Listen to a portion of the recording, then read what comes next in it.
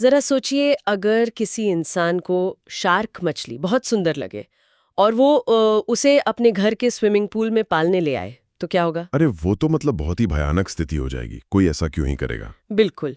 और आज की इस गहन चर्चा में हम कुछ ऐसा ही विषय लेकर आए हैं। हमारे पास त्रिलोक सिंह ठकुरेला जी की कहानी है, राजा का आदेश।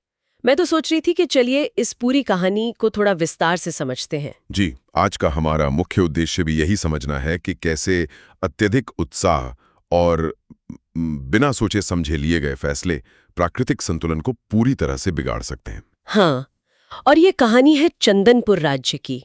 मतलब वहाँ राजा तेज प्रताप सिंह का राज था और वो बहुत दयालु थे। राज्य में इतनी सुख शांति थी कि किसी को कोई कमी ही नहीं थी। देखिए, यही वो बात है। राजा का जो चरित्र है और राज्य की जो समृद्धि है, वही इस पूरी चर्चा का आधार तय करती है। जब सब कुछ परफेक्ट होता है ना, तो कभी-कभी इंसान अति उत्साह में आकर अजीब फैसले ले लेता है ना? बिल्कुल सही कहा।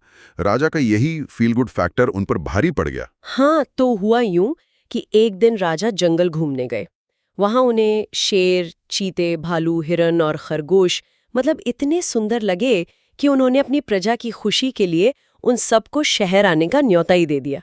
मतलब वही शार्क मछली को स्विमिंग पूल में लाने वाली बात हो गई। हाँ, ये तो मतलब सीधा सीधा खतरे को बुलावा देना था। हाँ, एकदम वही। लेकिन इसमें सबसे दिलचस्प बात जानवरों की प्रतिक्रिया थी।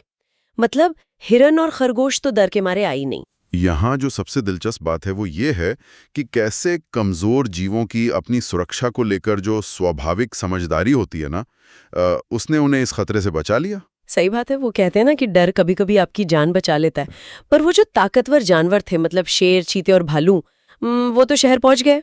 जी, और यहीं से कहानी में एक बहुत ही डरावना मोड़ आता है। क्योंकि वो जंगली जानवर थे तो उनसे इंसानी समाज के नियमों को मानने की उम्मीद तो मतलब। ही नहीं जा सकती थी। राजा की नियत तो अच्छी थी, पर शिकारी तो शिकारी ही रहेगा ना। बिल्कुल। आप अच्छी नियत के दम पर किसी शिकारी जीव की मूल प्रकृति को नहीं बदल सकते।